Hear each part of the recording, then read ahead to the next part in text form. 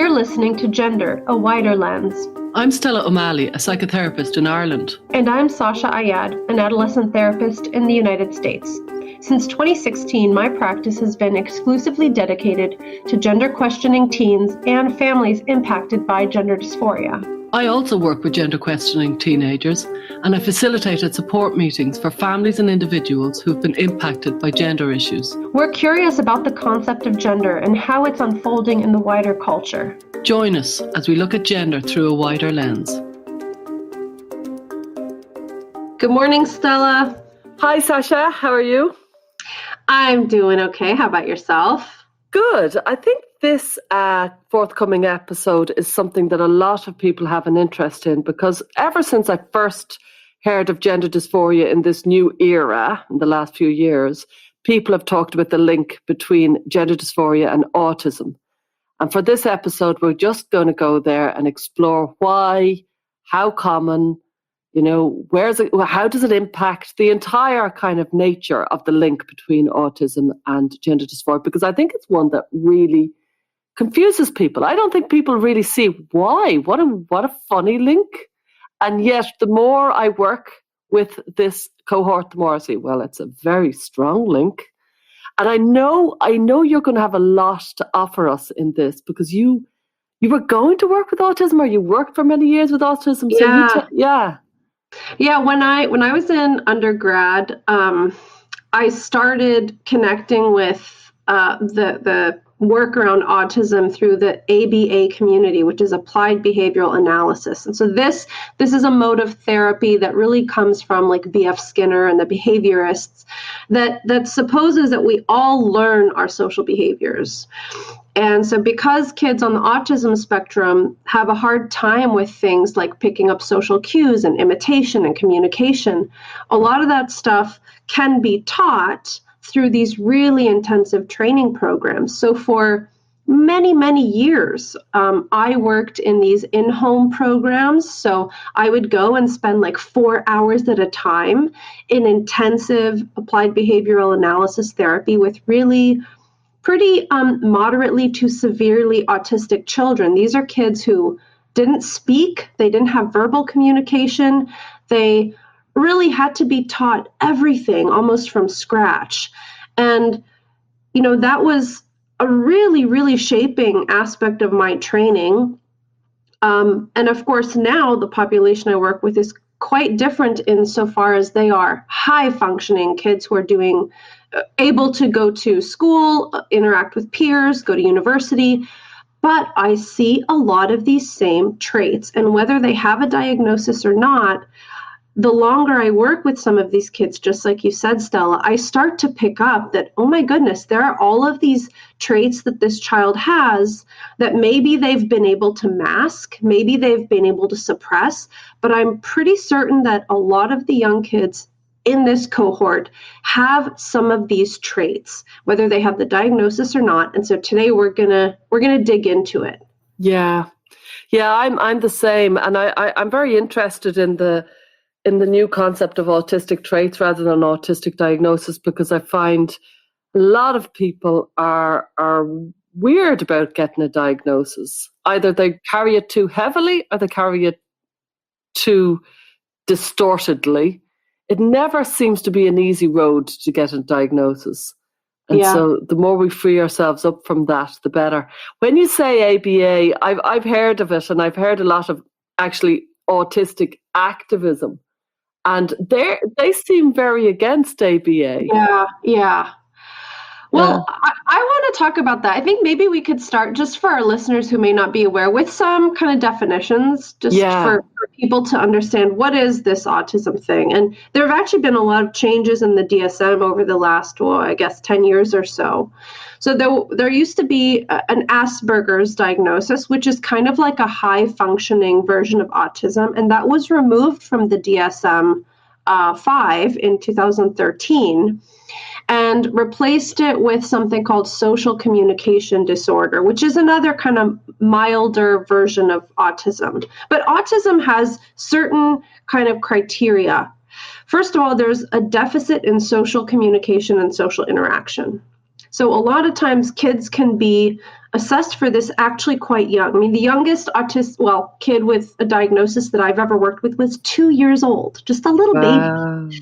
And in this case, it was because this baby was not hitting the kind of markers of, when you point at something, a baby at some point starts to look where your finger is pointing, or like the babble that the baby makes was really, really delayed. I mean, as delayed as you can be, at that age. But parents who are on the lookout for these milestones, they can start to detect something maybe a little bit different going on as young as 2. So, of course, that's a really young age to get any kind of diagnosis. So, kids won't, reciprocate if they're having these nonverbal or if they're having these communication issues, or, they won't really know how to make eye contact. Their body language may be kind of awkward in a way that doesn't match up with other peers of their developmental age. And they really struggle with relationship building. And so we'll talk a little bit more about this in the context of gender.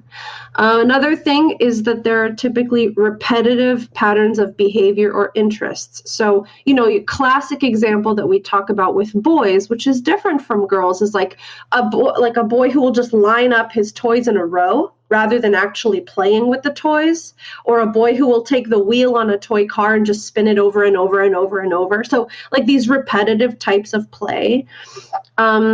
There's also an inflexibility when it comes to routines. So these are kids who have a really hard time with change, or, if they wake up every day, they have to do the exact same thing. Like, first have to brush my teeth, then I have to have breakfast, or then I have to do this. And if there's any disruption of the routine, this can cause really big kind of emotional reactions and a lot of distress. These kids tend to have highly restricted interests. So, for example, a kid who's only interested in watching Frozen over and over and over and no other movie ever. I think some of these Disney franchise movies like create some of this trait for some reason. But and then some of these Disney movies. I think the Disney movies really, some kids get obsessed with them, and I don't think they're on the spectrum at all. Like, I don't know why it is. I know I watched the same movies millions of times. Do you know, Sasha? Yeah, I actually watched Michael Jackson Thriller over and over and over and over, but I was afraid of it. So I was just like, hide, but watch Thriller. Yeah, that was anyway. Weird. Yeah.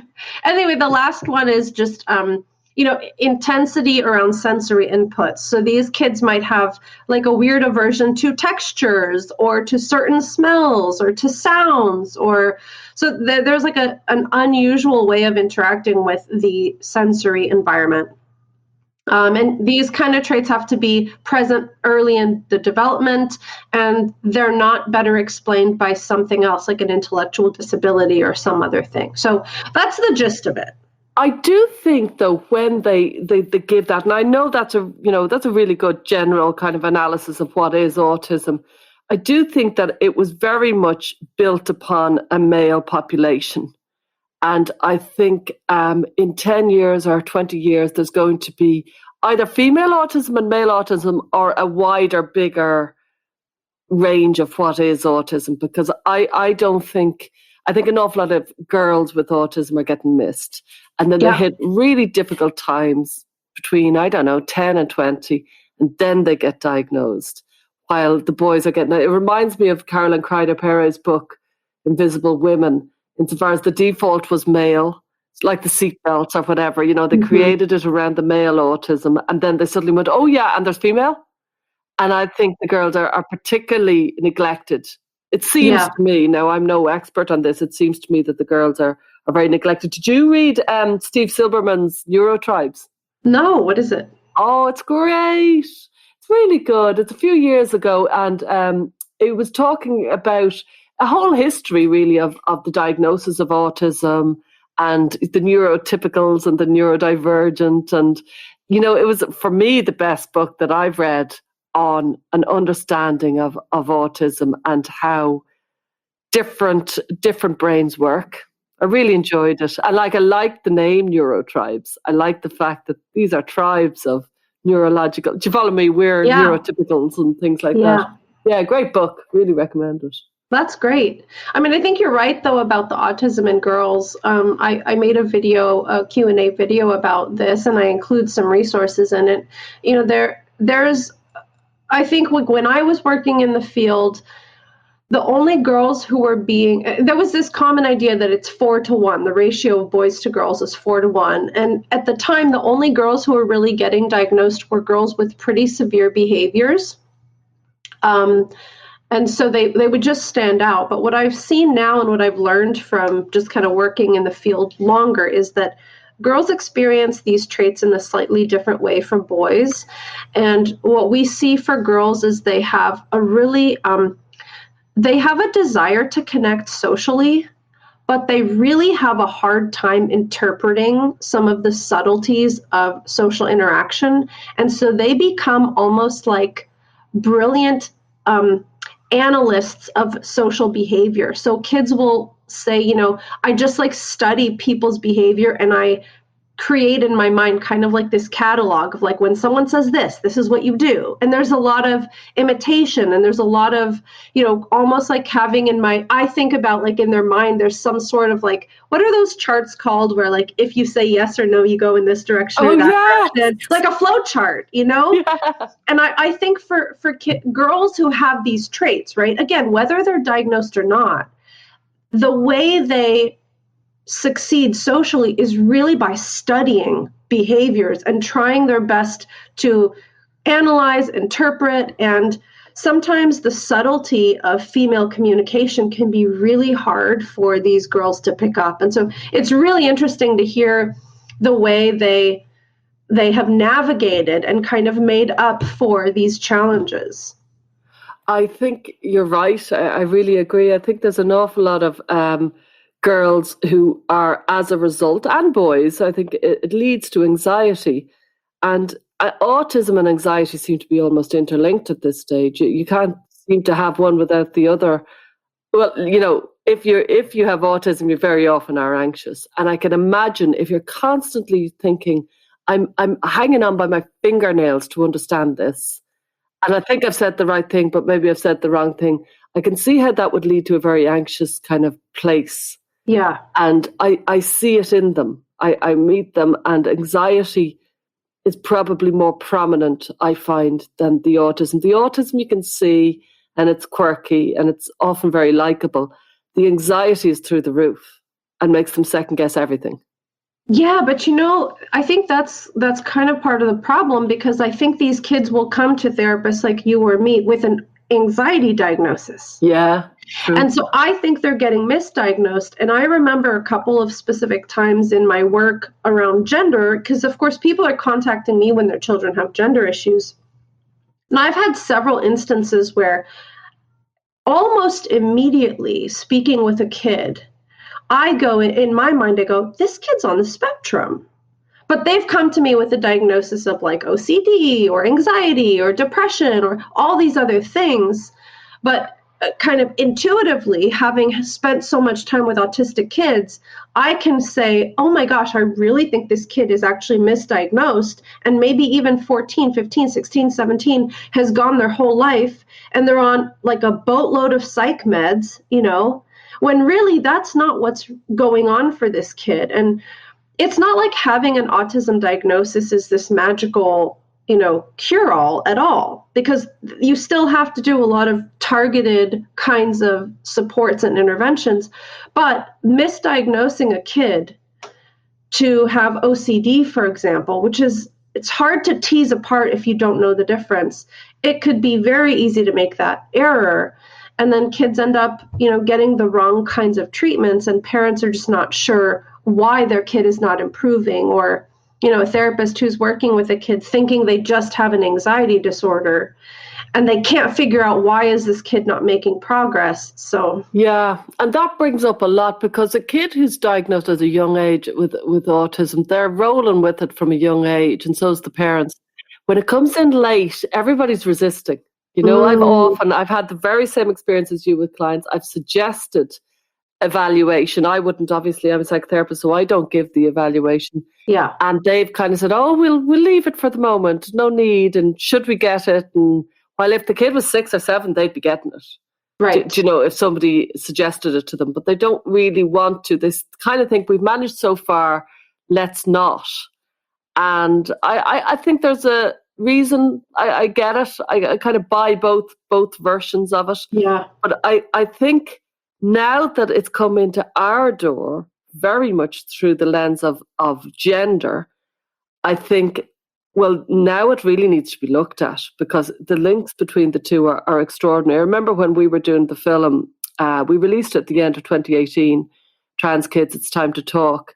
And I remember the stat that we were given from the Tavistock then was, 35% of the young people who were presenting at the Tavistock had moderate to severe autistic traits. That's phenomenal. Yeah. That's an extraordinary number. Totally extraordinary. Yeah. So that always stuck in my mind as kind of the stat that kind of, wow, this is a seriously linked condition. And the comorbidities with gender anyway, between OCD and ADHD and PCOS and autism, there's some really, what's the word, favorites with gender, isn't there? And it makes you think, whoa, where's the chicken and where's the egg here? Which is coming first here? Yeah. Right, exactly. And just doing a kind of quick Google search, the prevalence of autism in the general population is somewhere between 1% and 3%. Right? So when you look at this 35% number with coming out of moderate to severe. Right, so that doesn't even include mild. Mild, yeah.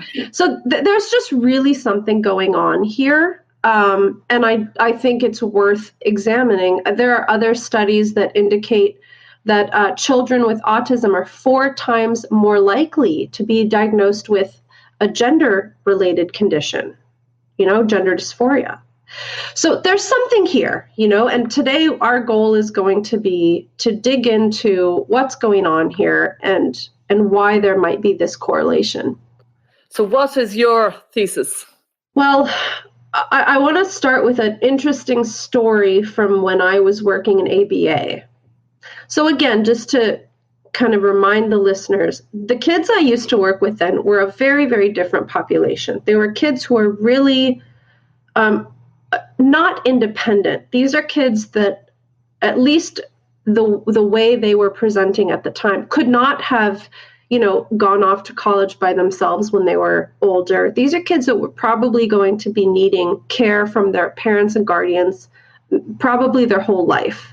But one of the things that was really interesting in the programs, we would really train and teach these kids how to, do very simple things. Like you might have a 10-year-old who's still learning how to read and having to use like flashcards and all these different methods. And there were also play programs. So we would have to teach the kids how to play appropriately, taking turns or all these different things. And we would teach them, for example, how to play with a toy in a variety of ways. So rather than taking the truck and going front back for 2 hours, it's like front back, let's go up the hill, let's, do this or that with it.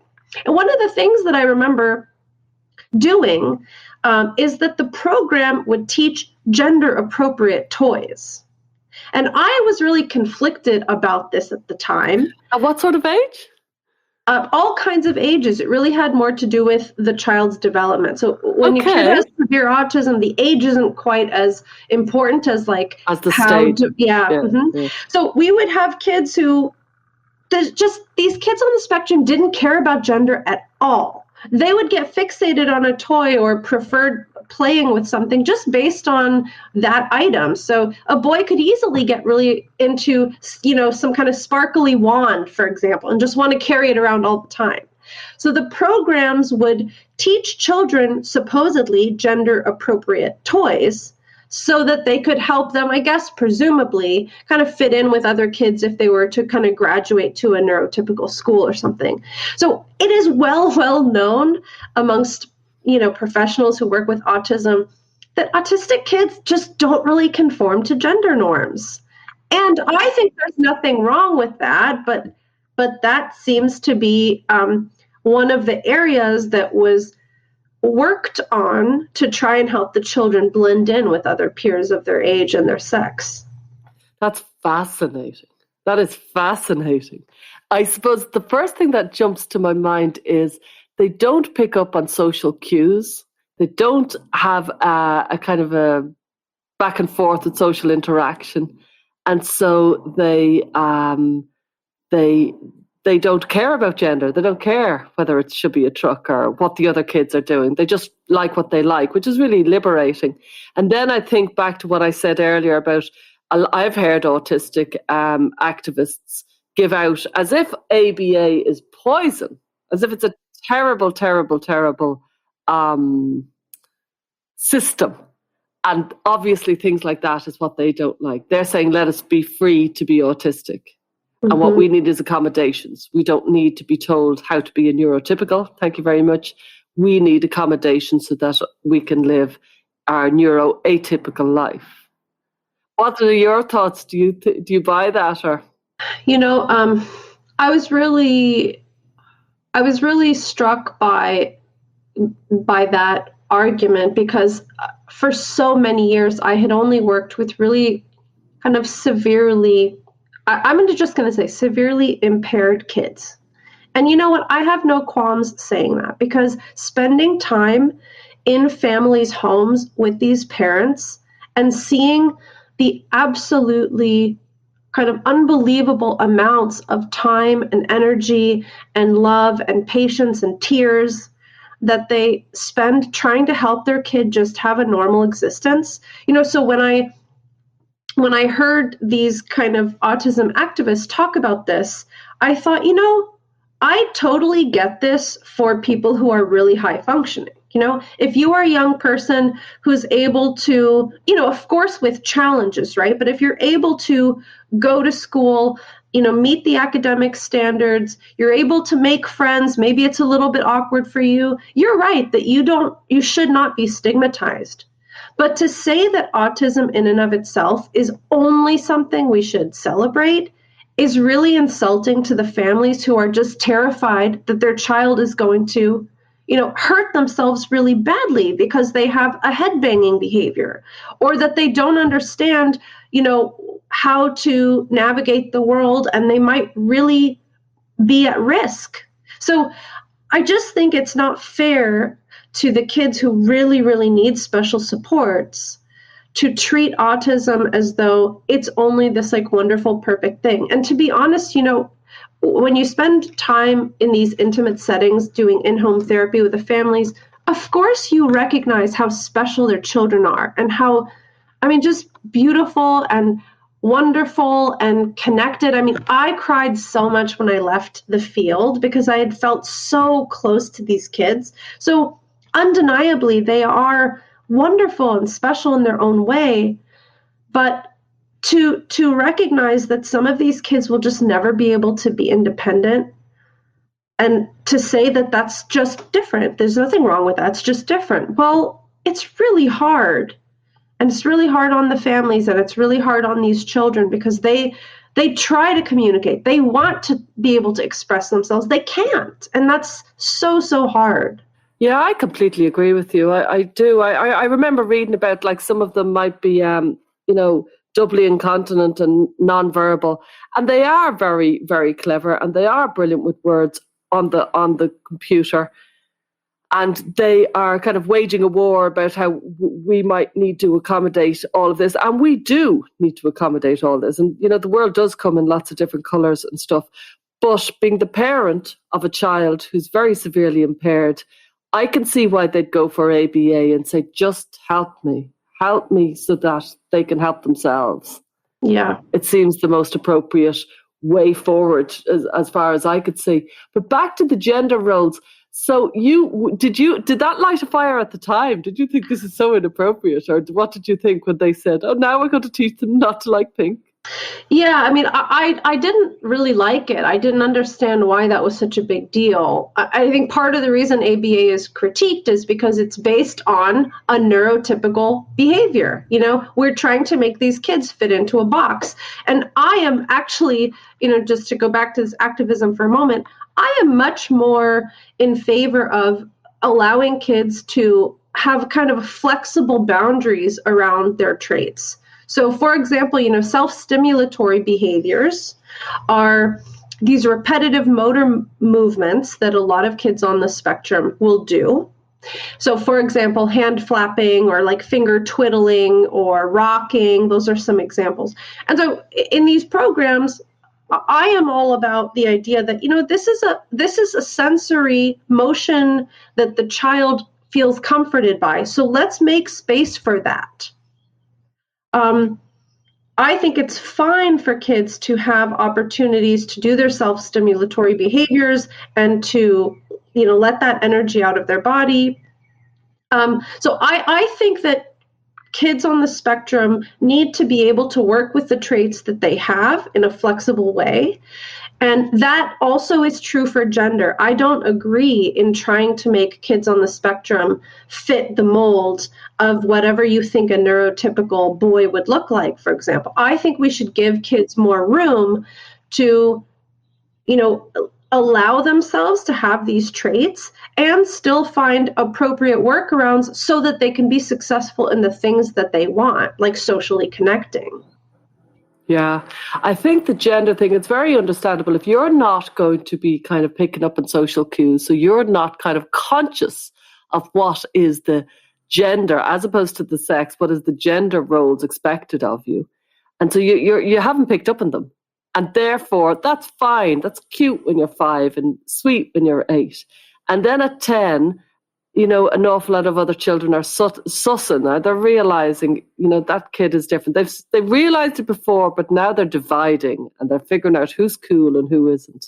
And they're saying that quirky kid is actually a bit odd. And they are emanating that they're communicating that to the child who didn't realize on any level that their shoes were stupid looking or, not considered cool, or that their jumper was a little bit feminine and things like that. I can so understand how they fell into it thoughtlessly. They weren't thinking. They were just thinking comfort. Yeah. And colour, or, they're in a very different place they were. And then suddenly they become girly or boyish. And then, because of the autistic kind of mindset, they have this literal kind of understanding of, oh, I'm apparently boyish. Does that mean I'm a boy? I'm girlish. And that black and white thinking and the literalness seems to be a very big link. For a start, one, they're gender nonconforming because of the lack of social kind of cues and understanding of that. And then 2, their literal mindedness makes them think, oh, well, then I must be a boy. I see this showing up in another way as well, which is that, kids will, especially with the girls, I see this a lot, will try really hard to imitate what they see. Again, because the way girls are struggling with these autistic traits is a little bit different. And so sometimes what I'll hear is that, like, I was pretending so much, and now that I, quote, discovered I'm trans, I get to be my real self. And that has to do with trying so hard to fit in the stereotype, right? You're talking, Stella, about kids who don't think about it at all and don't really care. And I think sometimes the other way will happen where they're actually concentrating so much on, like, well, what am I supposed to do? How am I supposed to look? And they conflate that feeling of being inauthentic with being trans. And so they might believe that all of those years when I was just trying too hard, which is a very common thing we can experience. I mean, nobody wants to be trying too hard all the time. And then being able to let go of that in their transgender kind of presentation, they're more androgynous, they get to wear comfortable clothes, that feels more real. And so that can easily become solidified. And I think you're right to bring up the black and white thinking. Nuance is very challenging for these kids. So it's really difficult to work on the gray areas of life with them. They want things to be really clear and defined. And, these are kids who really love systems and definitions and labels. And working on the subtlety of just being a human and some of these complexities, it can kind of go over their heads in a way. And they love the frameworks. The autistic mind loves a framework, a category, label everything to within an inch of its life. So sometimes a client will come in and give me like 18 different labels. And I'll think, oh, what have we here now? Yeah. I don't work like that, but it's definitely the framework that they work in. And so it's these days, this obsession with labels and categories and where do you fit, and theories, that's meat and drink to their mind. They're like, oh great, let me study all the categories and I'll agonize over them and then I'll find them. And then I will be nicely labeled. Yes. And correctly labeled. And that satisfies my mind. And I'm anxious until I get it. Yeah. And so it's made for it. It's almost like I would say that this entire kind of movement is pretty much custom built for somebody who's on the spectrum. That it takes all the obsessive interest, the categories, all the kind of different explanations and frameworks to go with all the categories. This is their festival. It's exactly how their brain works. And so I think, was it created by people on the spectrum and then it's maintained? Because there's been a massive explosion of numbers of people on the spectrum. Now, people will immediately say, oh yeah, but there was an awful lot of undiagnosed people with ASD. And I've no doubt there was, absolutely. But I still wonder, is there an explosion anyway? What do you think? Are you asking if there's more autistic people now than before? Yeah, yeah. Even given that we didn't diagnose them properly, we missed a massive amount of children. Yeah. They weren't diagnosed. Well, this is reminding me of something we talked about previously, where you were describing the way technology can actually cause us to feel more emotionally erratic. And I do wonder, I don't remember who I heard talking about this, but I do think that technology and being overly glued to it, especially during these important developmental years, I think that can exacerbate those traits. You know, the social deficits. I mean, think of how difficult it is to interact socially in real time with people if you've spent most of your time, most of your life only interacting by text messages. Just let's stop there for a minute. How much is lost in terms of visual cues, body language cues, eye contact cues? How much is lost when a kid's main mode of communication with others is texts? Which for a lot of kids it is. I have heard stories from clients about going to a party and everybody is sitting around texting each other in person at the party. Oh no. I know. Don't. I know. So sad. I remember hearing of a little boy, and it was sweet, but it was still, that he was sitting beside her and he texted, "Can I kiss you?" Oh! And it's sweet. It is sweet. That's a sweet story, but it also makes me worried. Totally. Worried. So yeah. I think, I mean, this might be controversial, but I think it's entirely plausible that the way we now kind of interact with one another can exacerbate traits of social difficulty. Let's put it that way. Autism aside, social difficulty can become exacerbated when we communicate predominantly online. Yeah. And autistic traits can emanate from overuse of tech.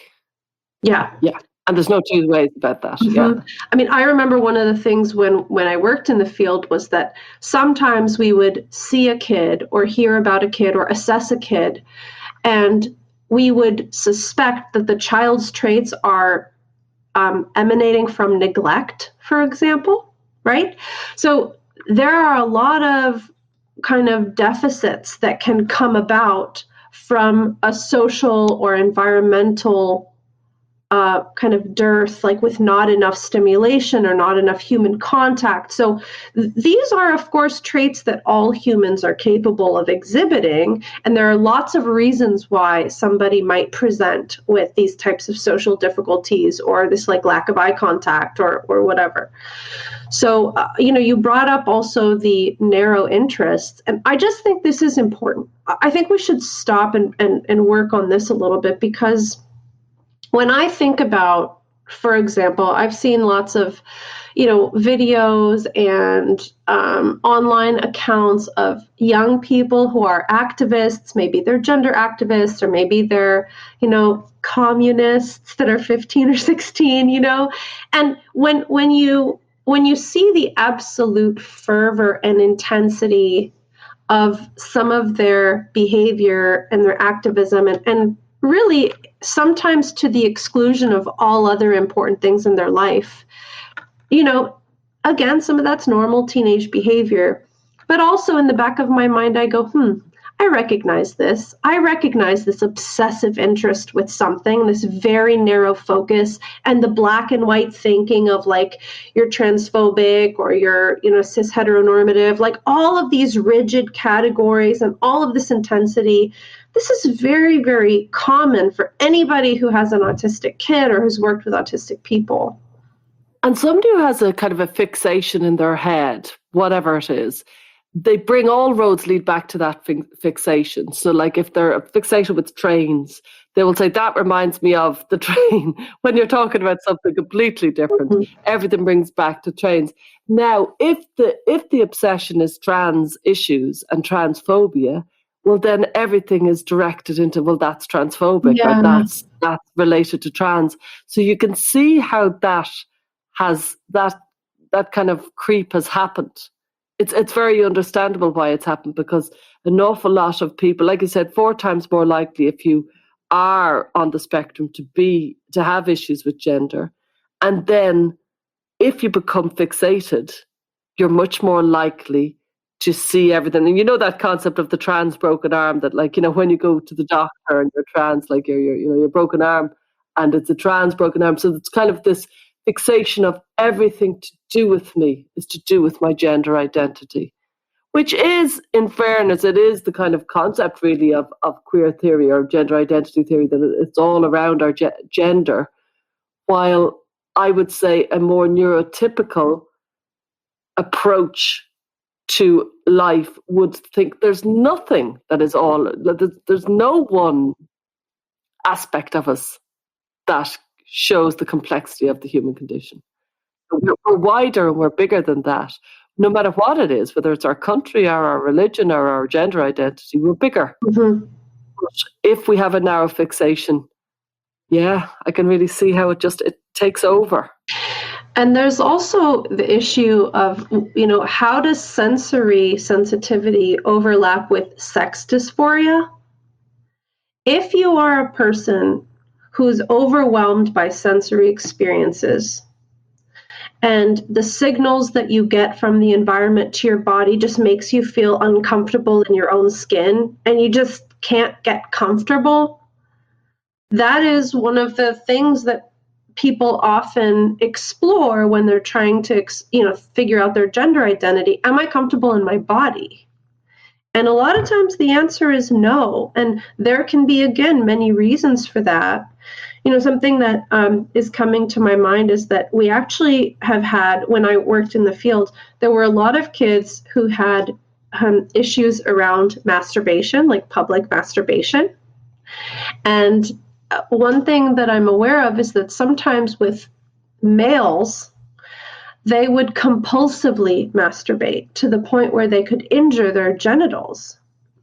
And I remember a couple of instances where that could lead to like a sex dysphoria kind of experience, where like you're afraid of touching your genitals but yet you want to touch your genitals, but then you've had painful experiences around that. And again, if you are struggling to synthesize all of the nuance here, you might get this black and white thinking of like, I hate my genitals, I want to get rid of my genitals, I want to transition. So that really struck me when I was kind of thinking through that dynamic, because there's a lot going on with the body and the sensory experience that can overlap with gender dysphoria too. Yeah, and the discomfort, the real persistent unease that adolescence and puberty brings, throw that in with somebody who already feels uncomfortable and uncertain and anxious, and you've really got a real maelstrom now of high emotion. And so I can see how that could happen. I have seen a lot of kind of obsession around binders and binding, a massive amount of time spent around that. And I've also seen for boys an obsession with body hair. And it feels just a very, very obsessional kind of fixation that has arisen. And it seems to be the entire kind of identification is around the body hair. Mm-hmm. And I wonder, is that to do with sensory issues? Maybe it isn't, but it occurs to me it could be. Well, it's interesting because, compression is one of the kind of interventions or treatments that is used for really young kids on the spectrum. So weighted blankets, doing all these kind of sensory things. So I've always wondered if the binder offers a sense of compression that can feel containing for somebody. I don't know. I mean, there's no research on this because unfortunately nobody's really researching gender in these different kinds of ways, but I've often wondered about it. Yeah. Oh my God, that's such a good point. I've never heard you say that. That's really interesting. Yeah, it just feels that we're kind of new to autism and we're new to gender, and they're massively linked. And so we're really kind of flailing around in what we should do. I really do think that when we're working with them, as you said, earlier, you said, when you're working with somebody with autism, you go at it very differently. And I think parents of autistic children, like there's another great book, Andrew Solomon, Far from the Tree. Did you ever read that? No. Oh, it's just a beautiful book. I think it's Andrew Solomon. Yeah, he wrote the book. Basically, the concept of it is some of us give birth to a child who's very, very different than us. So let's say mothers of children who are deaf, mothers of parents of children who are autistic, or parents of children who are just profoundly different to themselves. He himself was gay, and I wonder, was he just profoundly different from his family? And it's an entire book based upon that, a fascinating book. And I think parents of autistic children feel scared that they don't understand the workings of their neuroatypical child. And I think we all feel scared. I certainly feel scared. I don't understand them. I don't have that ease that I would have, that easy kind of empathy I have. I don't have that with autism.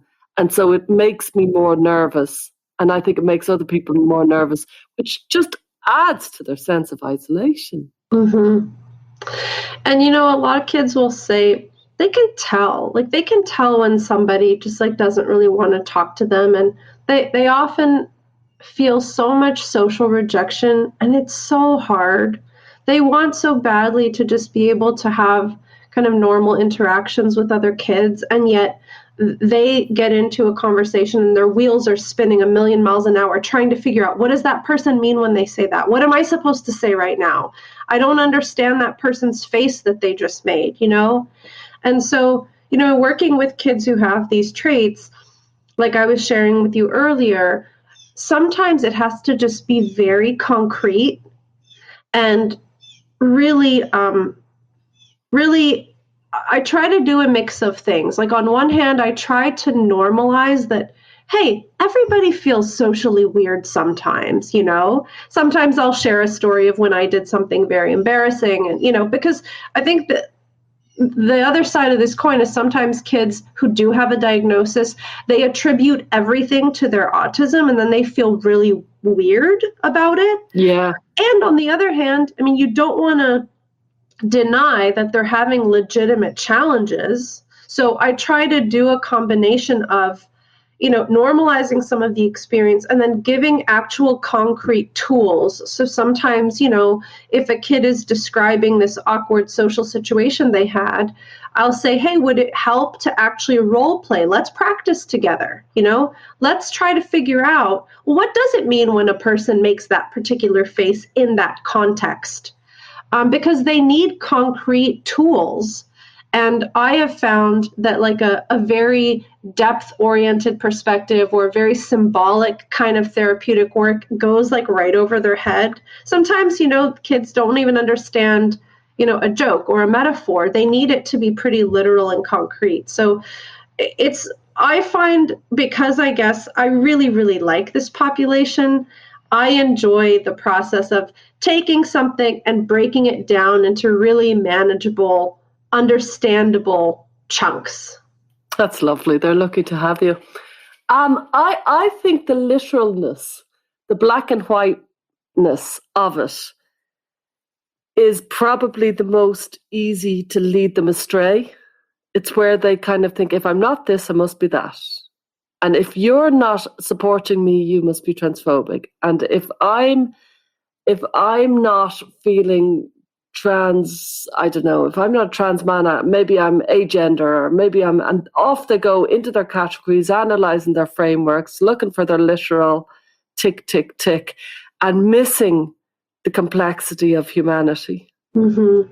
And do they realise it? I ask you, do they realise that they're missing these complexities?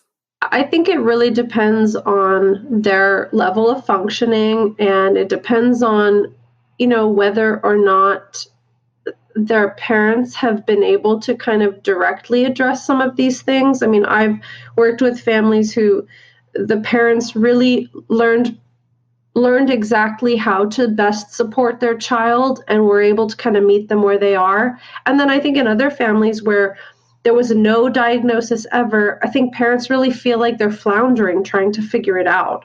But sometimes we have to work on it explicitly. I mean, I will often work with people on, things do happen in this particular way sometimes. And have you ever had the experience where there's like an exception to that rule? Like we really have to break it down. So I think whether they get it or not, it depends on if anyone is helping them kind of piece it together little by little.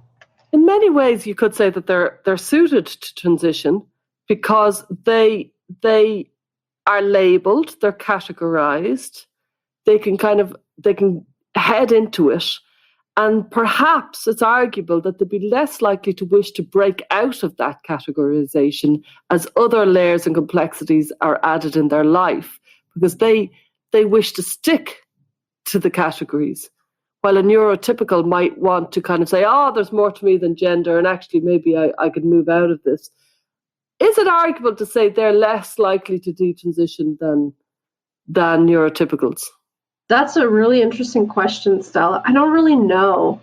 I mean, my guess is that a lot of the people who are using neo pronouns are probably on the spectrum because it's such an outside of the box thing. And to be honest, a lot of people who are on the spectrum are totally outside of the box people. They're really unique. They're really quirky. They do their own thing. I mean, think of somebody like Temple Grandin. Do you know who that is? Yeah.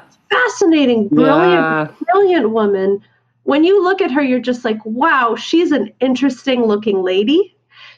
She's got her own style. So I think there's a lot of unique traits in a lot of people on the spectrum. So whether they're less likely to detransition, I don't know. I mean, there is like a determination that sometimes people on the spectrum have, and they really go for it. And a clarity. Yeah. A clarity. I'm going for this, and this is what I'm going for. And also kids on the spectrum, in my experience, they will kind of change their mind and cycle through various things. Sometimes you'll talk to a parent, well, between the ages of 2 and 5, our kid was obsessed with this thing. And then from 5 to 10, they got really obsessed with this other thing. And I mean, I think it can manifest in a lot of different ways. But, I guess if a person is less likely to kind of anticipate what the social cues are supposed to be, and they find themselves in a really supportive environment of, other people affirming their identity, for them, that might be good enough. Because, I often will wonder about, for a person who's dysphoric, is it good enough that other people are just using your pronouns out of respect, or do you literally want them to think you're a literal male? But they would think, they're literal minded, so they would think, if you use my pronouns, you literally think I'm a woman. Possibly, very possibly. And that's what I mean. Like, if it's somebody who their social interactions are kind of very rule-based, As long as the rules are being followed, it's good enough for me. And so I hear some detransitioners say, I detransitioned when I realized, actually, no, even though people are using my pronouns, they don't really think I'm a guy. And when it comes to, for example, intimate experiences, I realized I'm still a woman having these sexual experiences, and I'm not actually a guy. So for some people, that disconnect is what makes them feel as though transition isn't really giving them what they expected. So for somebody else, if it's all about the rules, as long as people are following the rules, that's fine. Which gives us a very good understanding of why people are so heavy on the why won't you use my pronouns?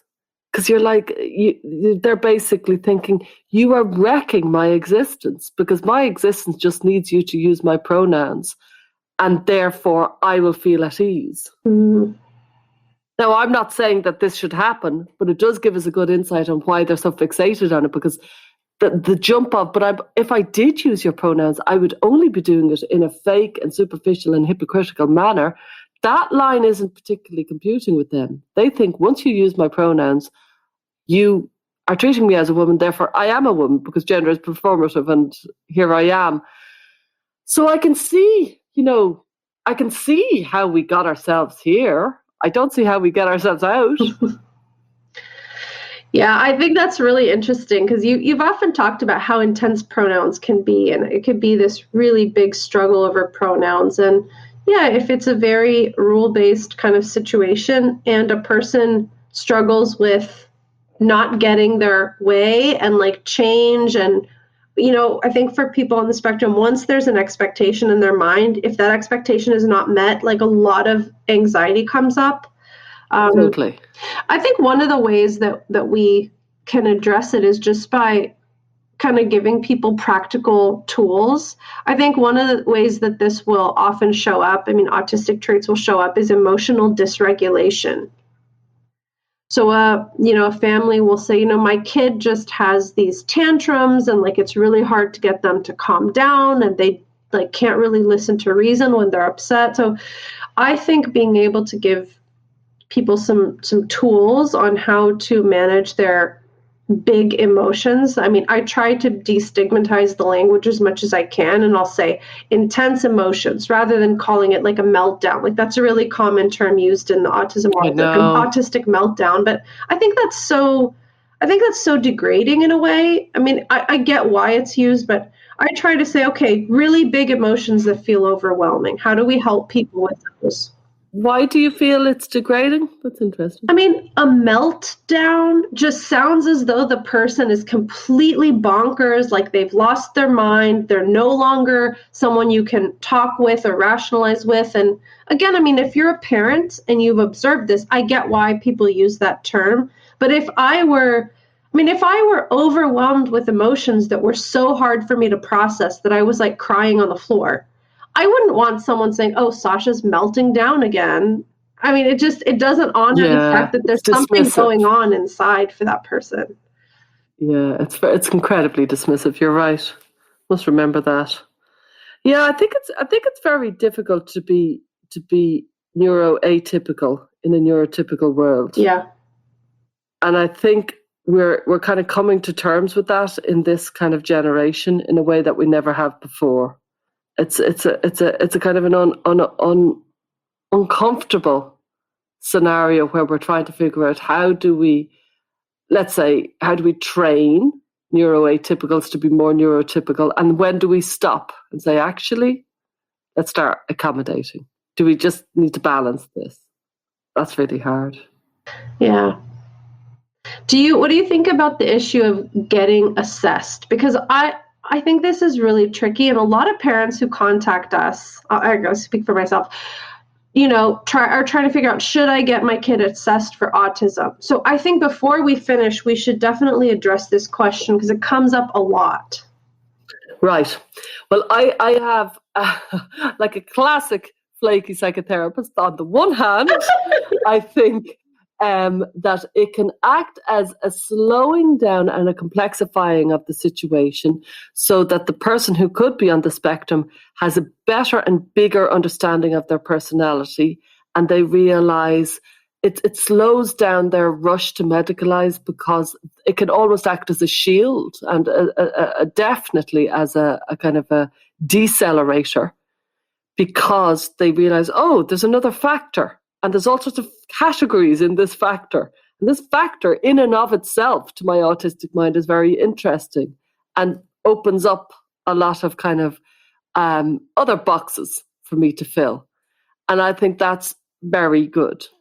On the other hand, an awful lot of children and teenagers and adults who have been diagnosed late in the day as ASD, as on the spectrum, they have said, oh, that proves I'm trans, because autistic people are trans very often. And so it accelerates. So it can work both ways. And the third kind of layer would be, and some react very badly to it because they feel you're stigmatizing me. You're saying there's something wrong with me. Mm-hmm. It's not that I'm trans, but I'm autistic, and you're denigrating my existence here.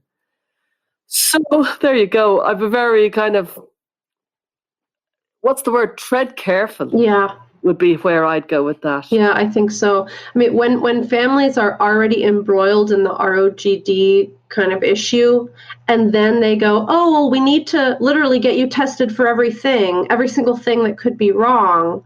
It really feels to the teen as though you're just trying to find any excuse to tell me I'm not really trans. And that is not a great place to be. And whether your kid has the diagnosis or not, if they tend to get fixated on something, they're going to get fixated on it. So it may not for the child, it may not necessarily create one of these opening up, complexifying situation. I mean, they struggle with complexity, right? So it may not work in that way. Though I think if it's in a non-stigmatizing way, and if the family is incredibly careful about how they present it, I think it could be beneficial in some cases. Again, I'm doing the kind of flaky therapist thing. I think autism is one of these interesting things that, again, has to be held very lightly. I think you don't want to be in a situation with, let's say, a kid who's functioned really well throughout life so far. Yeah, they've had some ups and downs with friendships, but they've made it work. They're doing well in school. They have hobbies and interests. They're engaged in life. You don't want to take a kid like that and start constantly kind of browbeating them with an autism diagnosis, because it can make them feel, like something is wrong with them. On the other hand, if there's a kid who's struggled tremendously for a long time and they are not sure why, being able to say, oh, your brain just works a little bit differently. And there are really beneficial things, too, about people on the spectrum. I mean, some of the most brilliant kids I've ever met with incredible abilities have been on the spectrum, like mind-blowingly talented in music or art or, in their academic pursuits. So there's always two sides to the coin. So I think, like, if a family is trying to figure out whether or not to get a diagnosis, I would just say, don't use a diagnosis as a reason to try and kind of get in a power struggle with your child, because I don't think power struggles are really helpful for anybody in the ROGD situation. Yeah. I think power struggles is the one thing you do not get into with the autistic child as well, because that will not work. That's right. Yeah. I think we'll probably revisit this topic again. What do you think, Stella? Yeah, I think people would be very thankful that we've I hope they will, that we've explored it. But I think I find our listeners are coming up with some really thought-provoking questions, and I've no doubt they'll have thought of issues and aspects of this that we haven't thought of that we can re-explore in the future. Thanks for joining us this week on Gender, a Wider Lens. This podcast is partially sponsored by RIME, Rethink Identity Medicine Ethics. RIME is a nonprofit organization dedicated to improving the long-term care for gender-variant individuals. Visit rethinkime.org to learn more. If you found value in our show, please review us on iTunes and subscribe so you never miss an episode. And you can follow us on Twitter, Facebook or Instagram. Just go to our Linktree. That's linktr.ee/widerlenspod. Our discussions are for educational purposes only and are not intended as a substitute for mental health services.